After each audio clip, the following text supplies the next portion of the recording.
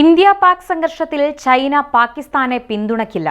ഇന്ത്യയുടെ ചങ്കുകളായി റഷ്യയും ഫ്രാൻസും ഇസ്രയേലും. യുദ്ധമുണ്ടായാൽ പോലും അധികനാൾ നീണ്ടുനിൽക്കില്ല. പാകിസ്ഥാന് ഹ്രസ്വകാല യുദ്ധം നടത്താനുള്ള സാമ്പത്തിക ശേഷി മാത്രം. കൊടും ഭീകരൻ ഉൾപ്പെടെ 100 പാക് ഭീകരരെ വധിച്ച് ഇന്ത്യ. സർവകക്ഷി യോഗത്തിൽ പ്രധാനമന്ത്രി വരാത്തതിൽ പ്രതിഷേധിച്ച് കോൺഗ്രസ്. രാജ്യത്തോടൊപ്പം നിൽക്കുന്നുവെന്ന് പ്രഖ്യാപിച്ച് പ്രതിപക്ഷ പാർട്ടികൾ.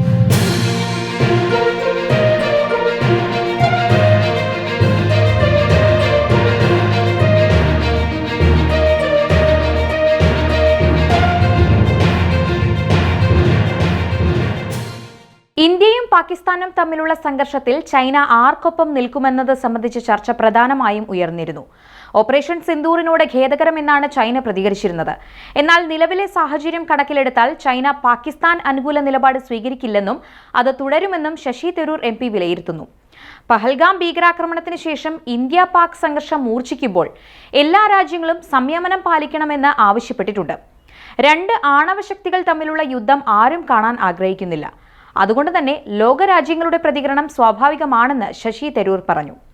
റഷ്യ, ഫ്രാൻസ്, ഇസ്രായേൽ എന്നിവ മാത്രമാണ് ഭീകരതയ്ക്കെതിരെ സ്വയം പ്രതിരോധിക്കാനുള്ള ഇന്ത്യയുടെ അവകാശത്തെക്കുറിച്ച് വ്യക്തമായ നിലപാട് പ്രഖ്യാപിച്ചത്. 2001 ന്യൂയോർക്കിലെ വേൾഡ് ട്രേഡ് സെന്റർ ഭീകരാക്രമണത്തിന് ശേഷം അഫ്ഗാനിസ്ഥാനെതിരെ ഏറ്റവും ശക്തമായി പ്രതികരിച്ചത് അമേരിക്കയാണ്. അതുകൊണ്ട് തന്നെ ഭീകരതയ്ക്കെതിരെ അമേരിക്ക എന്തെങ്കിലും പറയണമായിരുന്നു.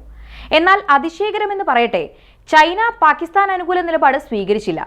ഇന്ത്യയുമായുള്ള ബന്ധം കൂടുതൽ ഊഷ്മളമായി കൊണ്ടിരിക്കുകയാണെന്ന വസ്തുത ചൈന മറന്നിട്ടില്ല. ഉയർന്ന തീരുവകളുടെ ട്രംപിയൻ ലോകത്ത് ഇന്ന് ചൈനയ്ക്ക് ഇന്ത്യൻ വിപണി കൂടുതൽ പ്രധാനമാണ്. മുമ്പ് ഒരിക്കലും ആവശ്യമില്ലാത്ത വിധത്തിൽ ചൈനയ്ക്ക് ഇന്ത്യയെ ആവശ്യമുണ്ട്. ഒരു യഥാർത്ഥ യുദ്ധം ഉണ്ടായിരുന്നെങ്കിൽ അവർ പാകിസ്ഥാനെ പിന്തുണയ്ക്കുമായിരുന്നു. എന്നാൽ ഒരു യുദ്ധം തടയാൻ ചൈന ഒരു ക്രിയാത്മക സമീപനം സ്വീകരിച്ചേക്കുമെന്നും ശശി തരൂർ പറഞ്ഞു. ഇന്ത്യ-പാക് യുദ്ധ സാധ്യത തള്ളിക്കളയാൻ കഴിയില്ലെന്നും എന്നാൽ യുദ്ധം അധികം നീണ്ടു നിൽക്കില്ലെന്നും നയതന്ത്ര വിദഗ്ധൻ KP ഫാബിയാൻ വിലയിരുത്തി. യുദ്ധമുണ്ടായാൽ ഇന്ത്യക്ക് സൈനിക സഹായം നൽകുവാൻ അമേരിക്ക തയ്യാറായേക്കും. എന്നാൽ പ്രസിഡന്റ് ഡൊണാൾഡ് ട്രംപിനെ സംബന്ധിച്ചിടത്തോളം യുദ്ധമുണ്ടാകാതിരിക്കാനായിരിക്കും പ്രാമുഖ്യം നൽകുക. സൈനിക ശക്തിയിൽ ഇന്ത്യക്ക് മുൻതൂക്കമുണ്ട്. യുദ്ധമുണ്ടായാൽ അമേരിക്കയും റഷ്യയും ഇടപെടുകയും പിന്മാറണമെന്ന് ഇരു രാജ്യങ്ങളോട് ആവശ്യപ്പെടുകയും ചെയ്യും. അത് നിരാകരിക്കാൻ ഇരു രാജ്യങ്ങൾക്കും കഴിയില്ലെന്ന് KP ഫാബിയാൻ നിരീക്ഷിക്കുന്നു. പഹൽഗാം ആക്രമണത്തിന് പിറകിൽ പാകിസ്ഥാനിലെ ആർമി ചീഫ് ജനറൽ അസീം മുനീറാണ്. നേരത്തെ ISI മേധാവിയായിരുന്ന അസീം മുനീർ ഏപ്രിൽ 22 നടത്തിയ ട്വീറ്റിൽ ബലൂചിസ്ഥാനിലെ ട്രെയിൻ റാഞ്ചലിന് പിറകിൽ ഇന്ത്യയുണ്ടെന്ന് ആരോപിച്ചിരുന്നു. അതിനുള്ള തിരിച്ചടിയായിട്ടാകണം അസീം മുനീർ പഹൽഗാം ആക്രമണത്തിന് നേതൃത്വം നൽകിയത് എന്ന നിഗമനമാണ് KP ഫാബിയാൻ നടത്തുന്നത്. പാകിസ്ഥാന്റെ സൈന്യത്തിന് തൽക്കാലം സാമ്പത്തിക ബുദ്ധിമുട്ടില്ല. ഹ്രസ്വകാല യുദ്ധം നടത്താനുള്ള ശേഷി ഉണ്ടായേക്കാം. ഓപ്പറേഷൻ സിന്ദൂറിനോട് ചൈന നടത്തിയ പ്രതികരണത്തിലും ഫാബിയാൻ ആശങ്ക രേഖപ്പെടുത്തി. യുദ്ധമുണ്ടാവുകയും പാകിസ്ഥാന് കൂടുതൽ നഷ്ടം സംഭവിക്കുകയും ചെയ്യുന്നതോടെ ചൈന ഏതെങ്കിലും വിധത്തിലുള്ള നീക്കം നടത്താനുള്ള സാധ്യതയുമുണ്ട്. പാകിസ്ഥാനും ചൈനയും അയൽപ്പക്കത്തുള്ള ഇന്ത്യയെ ശത്രുരാജ്യമായി കണക്കാക്കിയാൽ ഇന്ത്യയുടെ ദേശീയ ഐക്യം ശക്തമാവുകയും ഏത് യുദ്ധ സാഹചര്യത്തെയും നേരിടാൻ ഇന്ത്യ സജ്ജമാവുകയും ചെയ്യുമെന്ന് KP ഫാബിയാൻ വിലയിരുത്തുന്നു. ഓപ്പറേഷൻ സിന്ദൂരിൽ 100 ഭീകരരെ വധിച്ചതായി പ്രതിരോധ മന്ത്രി രാജ്നാഥ് സിംഗ് സർവകക്ഷി യോഗത്തിൽ വ്യക്തമാക്കി കഴിഞ്ഞു. സ്ഥിതിഗതികൾ വഷളാക്കാൻ ഇന്ത്യ ആഗ്രഹിക്കുന്നില്ലെന്നും പാകിസ്ഥാൻ പ്രകോപിപ്പിച്ചാൽ തിരിച്ചടിക്കുമെന്നും രാജ്നാഥ് സിംഗ് പറഞ്ഞു. അതേസമയം സർവകക്ഷി യോഗത്തിൽ പ്രധാനമന്ത്രി നരേന്ദ്രമോദി പങ്കെടുത്തില്ല. ഇത് കോൺഗ്രസ് ദേശീയ അധ്യക്ഷൻ മല്ലികാർജുൻ ഖാർഗെ ചോദ്യം ചെയ്തു.